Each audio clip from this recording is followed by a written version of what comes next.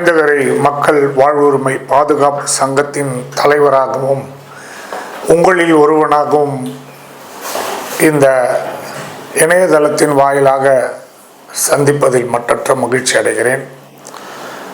அமைந்தகரை மக்கள் வாழ்வுரிமை பாதுகாப்பு சங்கம் என்பது கடந்த 5 ஆண்டு காலமாக எங்களுடைய பகுதி மக்களின் நலனுக்காக பாடுபட்டு கொண்டிருக்கிறது.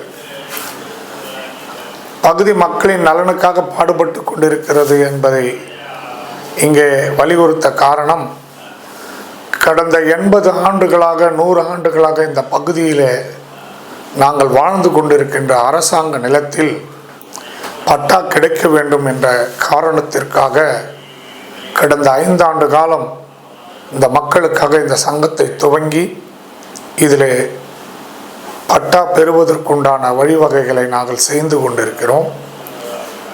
அதன் வகையிலே இன்றைய தினம் பொறுப்பேற்றிருக்கும் நம்முடைய தமிழக வெற்றிக் கழகத்தின் தலைவர் திரு விஜய் அவர்கள் தன்னுடைய விடாத முயற்சியும் விடாத உழைப்பும் மக்களுக்கு பணியாற்ற வேண்டும் என்ற நல்ல நோக்கத்தோடு எதற்காக இந்த நாட்டிற்கு பாடுபட வேண்டும் என்ற நோக்கத்தோடு வந்தாரோ அந்த நிகழ்வு நடைபெற்றது.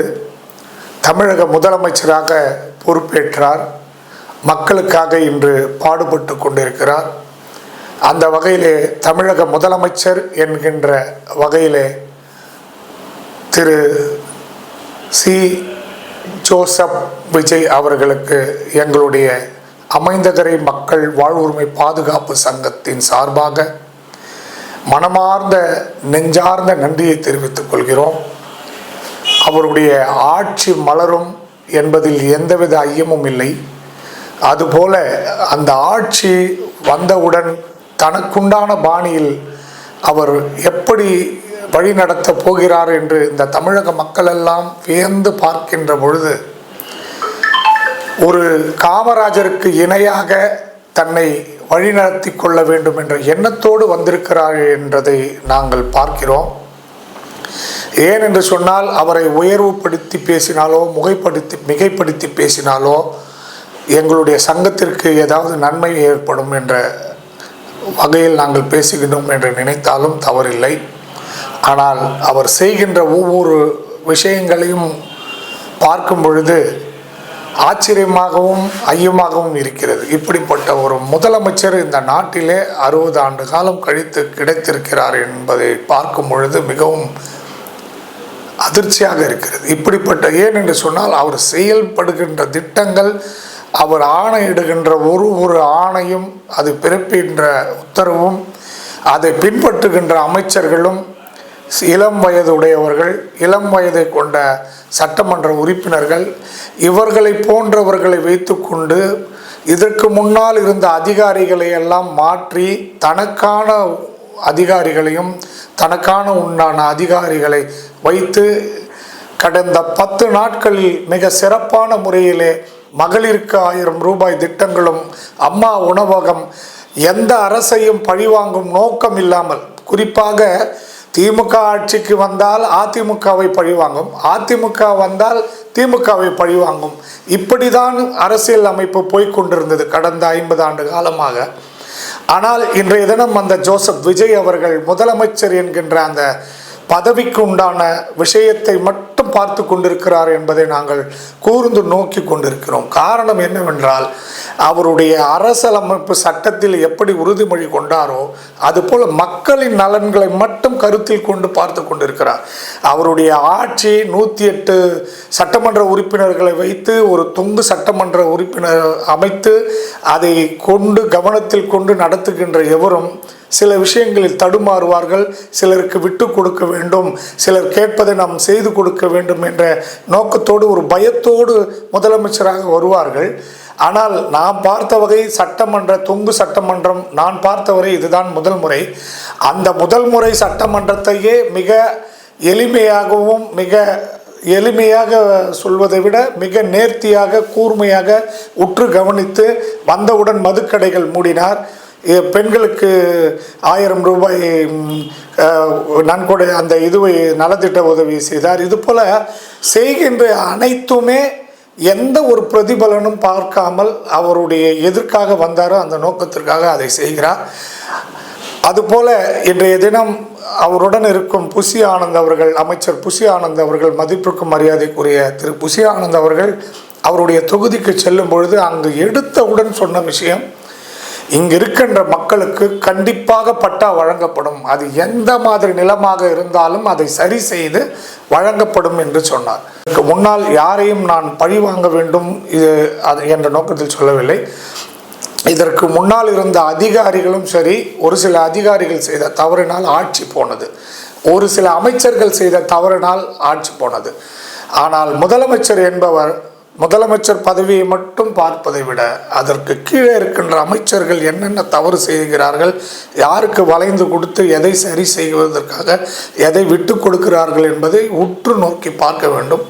நாங்கள் அனுபவத்தில் சிறந்தவர்கள் என்று சொல்வதை விட மக்களோடு மக்களாக எளிமையாக பழகக்கூடியவர்கள்.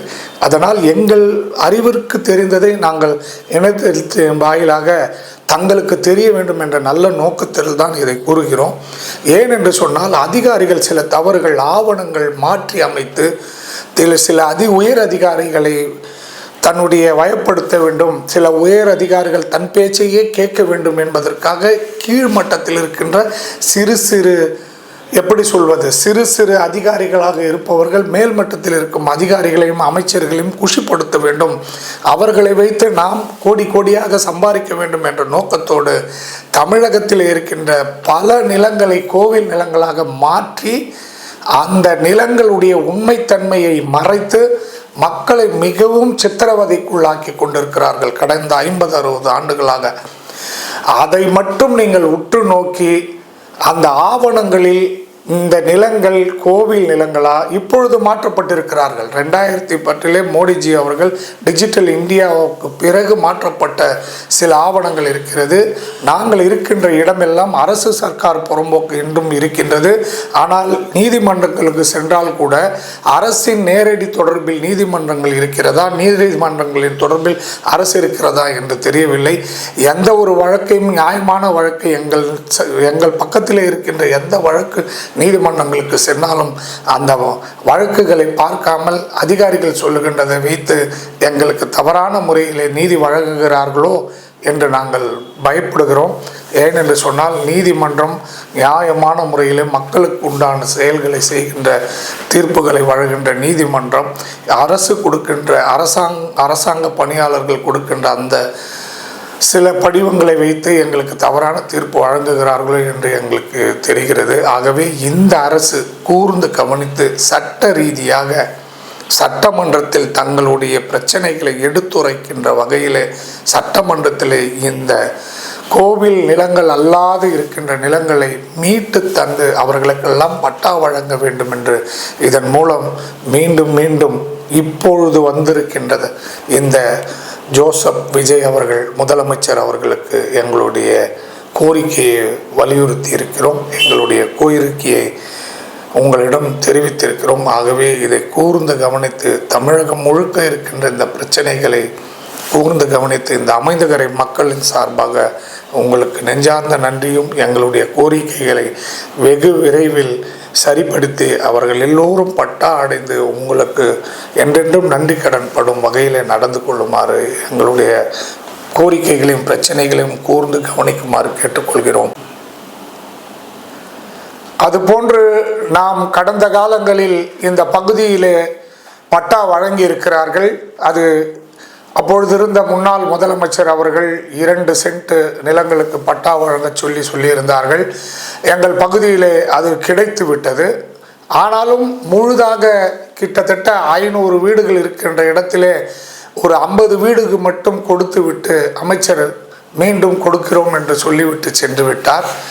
இங்கு இருக்கின்ற நிலைமை என்னவென்று முன்னால் இருப்பவர்களுக்கு தெரியும். ஆனால் இப்பொழுது இந்த பகுதியிலே மீதமுள்ள மக்கள் அனைவருக்கும் இதில் கோவில் நிலங்கள் அல்ல, அரசு சர்க்கார் புறம்போக்கு என்று தெரிந்தும் கூட சில அதிகாரிகள் இங்கே லஞ்சம் பெறுகின்ற வகையில் முன்னால் இருந்தவர்கள் இந்த மக்களை ஏமாற்றி பெண்களை துன்புறுத்தும் வகையிலே நடந்து கொண்டதால் இந்த சங்கம் உருவாக்கப்பட்டது. அதன் வகையிலே அதை தெரிந்து கொண்டு முன்னால் இருந்த இங்கே இருக்கின்ற சட்டமன்ற உறுப்பினர்கள் இங்கே பணி செய்து இந்த 10 ஆண்டுகளாக நாங்கள் சங்கம் தொடங்கிய பிறகு அந்த பட்டாவை இங்கே கொடுப்பதற்கு முன் வந்தார்கள். அதை கொடுத்து பாதி கொடுத்து மீதி கொடுக்காமல் இந்த மக்களை வதைக்கின்றார்கள். இப்பொழுது நீங்கள் வந்திருக்கிறீர்கள். உங்கள் கவனத்திற்கு இதை கொண்டு வருவதற்கு காரணம் என்னவென்றால், இங்கு இருக்கின்ற அதிகாரிகள் சொல்லுவதையெல்லாம் நீங்கள் நம்பாமல் மக்களின் உண்மை நிலவரம் என்ன, உண்மை கலவரம் இங்கே என்ன இருக்கிறது என்பதை நீங்கள் வந்து நேரடியாக உங்களுடைய அதிகாரிகளை வரவைத்து இங்கு மக்களோடு மக்களாக என்ன நடந்திருக்கிறது என்பதை தெரிந்து கொண்டு அதற்கு பிறகு நீங்கள் பட்டா வழங்கலாம். ஆகவே உங்களுடைய அரசு மிக மிக நேர்த்தியாகும். அதுதான் இந்த பேட்டியிலே நான் சொல்லியிருப்பது. நீங்கள் மிகவும் நேர்மையாக மக்களுக்கு சரி செய்ய வேண்டும், பணி செய்ய வேண்டும் என்ற நல்ல நோக்கத்தோடு வந்திருக்கின்ற முதலமைச்சராகவும் சட்டமன்ற உறுப்பினர்களாகவும் அதற்குண்டான துறையை சார்ந்த அமைச்சர்களாகவும் நீங்கள் விளங்குகின்ற காரணத்தினால் எதற்கும் நீங்கள் தலை வணங்க மாட்டீர்கள். அங்கே உண்மை நிலையை கண்டறிந்து அவர்களுக்கு பட்டா வழங்குவீர்கள் என்று எங்களுக்கு நன்றாக தெரிகிறது. அந்த ஒரு நோக்கத்தின் காரணமாக தான் இந்த பதிவை உங்களுக்கு நாங்கள் போடுவதற்கு கடமைப்பட்டிருக்கிறோம். திரு ஜோசப் விஜய் அவர்கள் மிக மிக சீரும் சிறப்புமாக இந்த ஆட்சியை செய்வார். இதற்கு மேலும் அவர் கண்டிப்பாக இதை தொடர்ந்து செய்வார். 5 ஆண்டு காலம் இந்த ஆட்சி நல்ல முறையிலே மக்களுக்கு பயனளிக்கும் முறையிலே நல்ல விதத்திலே நடத்துவார் என்பதில் எந்த சந்தேகமும் கிடையாது. எங்களுடைய அமைந்தகரை மக்கள் மிகவும் சந்தோஷமாகவும் மன மகிழ்ச்சியோடும் இருக்கிறார். நமக்கு பட்டா கிடைத்துவிடும். திரு விஜய் அவர்கள் மிக சீரும் சிறப்புமாக வந்த ஒரு சில தினங்களிலே பல நலத்திட்ட உதவிகள் செய்து கொண்டிருக்கிறார். ஆகவே நம்முடைய பட்டா பிரச்சனையும் அவரிடத்திலே சொன்னால் கண்டிப்பாக, ஏன் என்று அவரிடத்திலே என்று சொன்னால் 2-3 முறை நாங்கள் சொல்கிறோம் என்றால், இதற்கு முன்னால் இருந்த அமைச்சர் இந்து அறநிலையத்துறை அமைச்சர் திரு சேகர்பாபு அவர்களிடம் நாங்கள் எடுத்து கூறிய பொழுது அவர் எல்லாத்தையும் கேட்டுக்கொண்டு நான் பண்ணுகிறேன், நான் செய்கிறேன் சொல்லிவிட்டு எங்களை உதாசீனப்படுத்தியது தான் மிச்சம். எங்களை உரிய முறையில் அழைத்து எங்களுடைய பிரச்சனையை அவர் காது கொடுத்து கேட்கவில்லை. அவர் முதலமைச்சர் ஸ்டாலின் அவர்களை மட்டும் சரி செய்து கொண்டு அவர் கீழே இருக்கின்ற மக்களை கவனிக்காமல் விட்டது தான் இன்றைக்கு ஆட்சி பறிபோனதற்கு காரணம். இதை மிகவும் உண்மையாக சொல்கிறேன். அதில் பல விஷயங்கள் இருக்கிறது. நான் அரசியல் உள்ளே செல்ல விரும்பவில்லை. இந்துக்களுடைய உணர்வுகளை புரிந்து கொண்டு நடந்து கொண்டிருந்தால் இன்னும் மிக அருமையாக செயல்பட்டிருக்கலாம். எங்களை போன்ற மக்கள், பாதிக்கப்பட்ட மக்களுக்கு பட்டா வழங்கியிருந்தால் அனைத்து மக்களும் இன்றைக்கு 80 ஆண்டு காலம் 100 ஆண்டு காலம் வாழ்கின்ற மக்களுக்கு பட்டா வழங்கியிருந்தால் மிகவும் கௌரவமாக இருந்திருக்கும். அவருக்கு தெரிந்தவர்கள் வரையும் பட்டா கொடுத்து விட்டு எங்களை எல்லாம் நடுரோட்டில் விட்டு சென்று விட்டார்கள். ஆனால் நீங்கள் உங்கள் அதிகாரிகளை வைத்து உங்கள் அமைச்சர்களை அமைந்தகரை மக்களுக்கு வர வைத்து நீங்கள் இது போன்ற ஒரு சங்கம் இருக்கிறது, என்ன நடந்திருக்கிறது என்பதை தெரிந்து கொண்டாலே உங்களுக்கு உண்மை புரியும். நாங்கள் இதற்கு மேல் எடுத்து சொல்ல ஒன்றுமில்லை. எங்களுக்கு தேவைப்பட்டா, உங்களுக்கு தேவை நல்லாட்சி. அந்த நல்லாட்சியை நீங்கள் தருகிறீர்கள். உங்கள் மூலம் நாங்கள் பட்டா வாங்க போகிறோம் என்பதை மிக மகிழ்ச்சியோடு தெரிவித்துக் கொள்கிறோம். அந்த பட்டா பெற்றால் தாவேகாவுக்கு காலகாலமாக அந்த கட்சி இருக்கும் வரை நாங்கள் நன்றியோடு இருப்போம் என்பதை தெரிவித்துக் கொள்கிறோம். நன்றி, வணக்கம், ஜெயஹிந்த்.